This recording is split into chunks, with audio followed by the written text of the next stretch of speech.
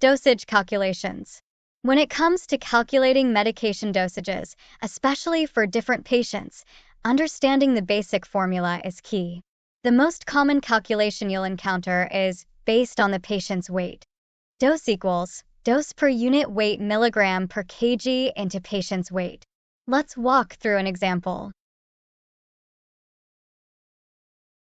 A middle-aged man weighs 60 kilograms.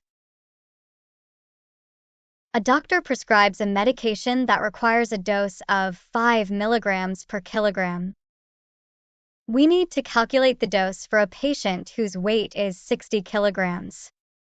According to the formula, 5 milligrams per kilogram times 60 kilograms equals 300 milligrams. For a pediatric patient weighs 20 kilograms and needs a drug that is dosed at 10 milligrams per kilogram per day to be given in 2 divided doses. What will be the dose for each administration? Weighs 20 kilograms. Dosage need 10 milligrams per kilogram per day.